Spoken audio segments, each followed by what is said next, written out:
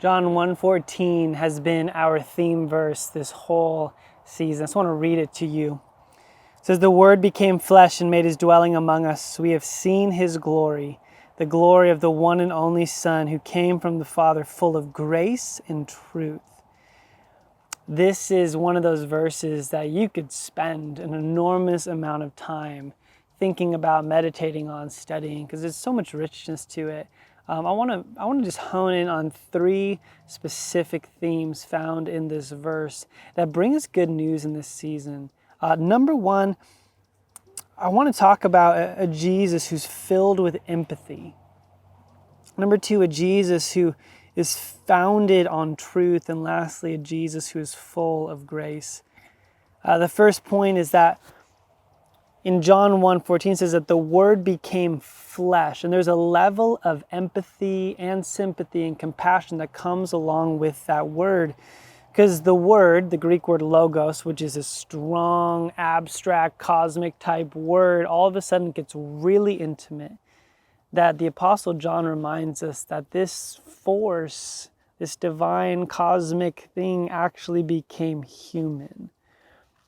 And in that, you just have to sit that Jesus didn't come, the Word didn't come as some sort of political system, some sort of military leader, some sort of even religious structure. He came as flesh, as human being.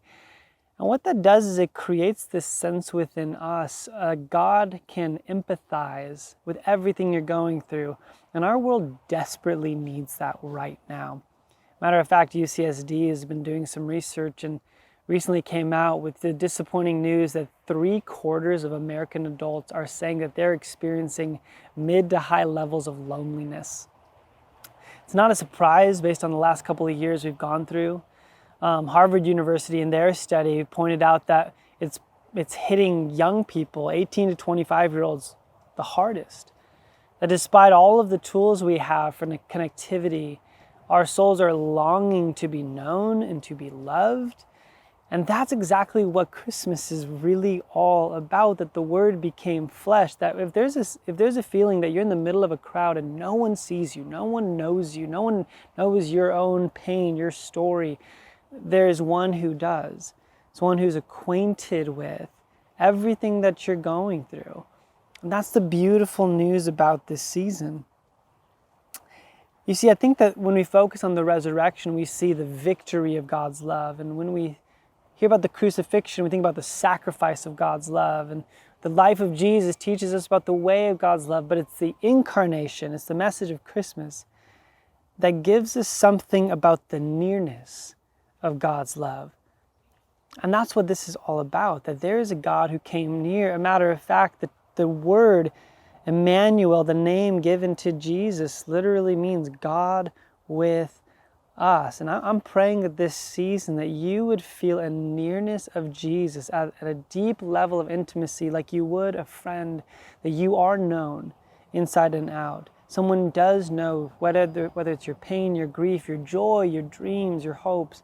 There is a God who knows you intimately and knows you well.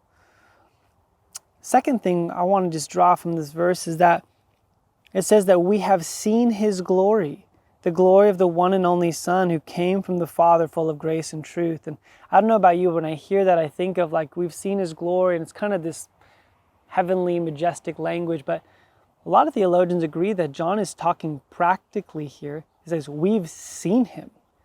There's an eyewitness element to what I'm writing to you about. This is not a fairy tale. This is not a myth. This is not a legend. Jesus actually came. We've seen him. And even 2,000 years later, we live in a culture that values an eyewitness account, and especially in a culture that is questioning everything that says there's truth. The one thing we hold on to is the level of experience. And John is saying, we had that experience. We have seen him. And there's just something comforting in that when everything that feels like it should be sure and true feels dangerously fragile. And there's something assuring of knowing like, oh no, we serve a God who has been seen, who came from the Father. I've been thinking a lot about C.S. Lewis, kind of one of the greatest intellectual thinkers of our day, who served in World War I and afterwards started becoming a professor at Oxford, and was known for being a very pronounced and respected atheist because of the suffering that he had seen in the war. But it was around that time that he started realizing that actually the more he thought about the truth claims of who Jesus was, the more he found himself having nowhere else to go but to believe. I just want to read you some of the things that he said based on a radio conversation that was later turned into a book called Mere Christianity. He says, if there's a controlling power outside the universe, it cannot show itself to us as one of the facts inside the universe. No more than an architect of a house could actually be a wall or a staircase or a fireplace in that house. The only way in which we could expect it to show itself would be inside ourselves as an influence or command trying to get us to behave in a certain way. And that is just what we find ourselves inside ourselves. Surely this ought to arouse suspicions. Later on he says, my argument against God, when he was an atheist, was that the universe seemed so cruel and unjust. But how had I got this idea of just and unjust? A man does not call a line crooked unless he has some ideal of a straight line. What was I comparing this universe with when I called it unjust? If the whole universe has no meaning, we should never have found out that it has no meaning, just as if there was no light in the universe and therefore no creatures with eyes, we should never know it was dark. And I love that John opens up his Christmas story, his nativity story, saying, listen, this is not just some heartwarming tale. It is something that is concrete and true. So if you're struggling even with doubt this season, would you be reminded that we have the true and the reasonable testimony of Jesus Christ that we get to lean into, and everything else feels uncertain. Jesus is certain, which leads just to my last thought. Is that says that the Word became flesh, made his dwelling among us. We've seen his glory, the glory of the one and only Son who came from the Father, full of grace and truth. And I love that phrase because it kind of catches you off guard, because normally we think of grace as a reactive response, right? Like you give grace to someone who's done wrong. You give grace to someone who's owed mercy. But this doesn't show grace after the cross. It shows grace before the incarnation. He came already full of grace. And that's an incredible concept to think about.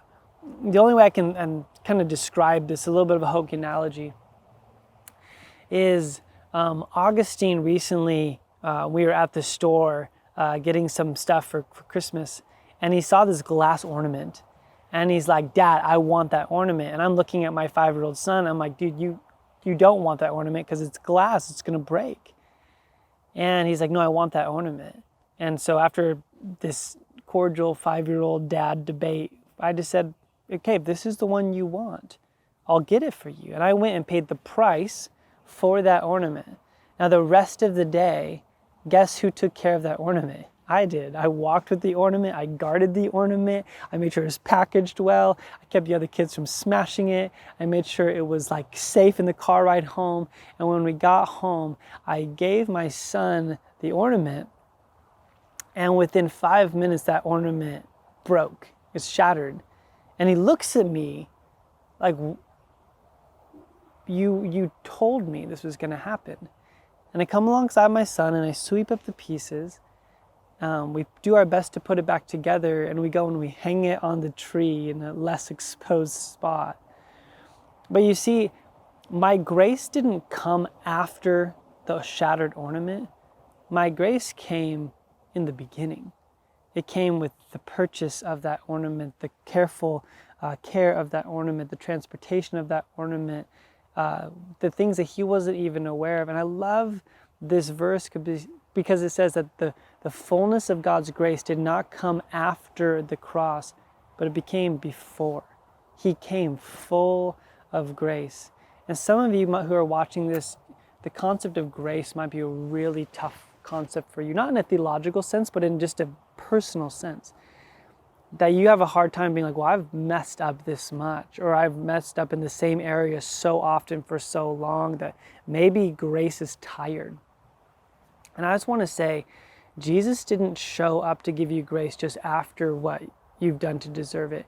He showed up 2,000 years ago full of it, full of grace, which means that grace is extended towards you, which is why in Romans 5:8 it says that it was while we were still sinners that Christ died for us. But I think what John 1:14 is saying is that while we were still sinners, not only did Christ die for us, God came for us, which reminds us once again that the Word became flesh.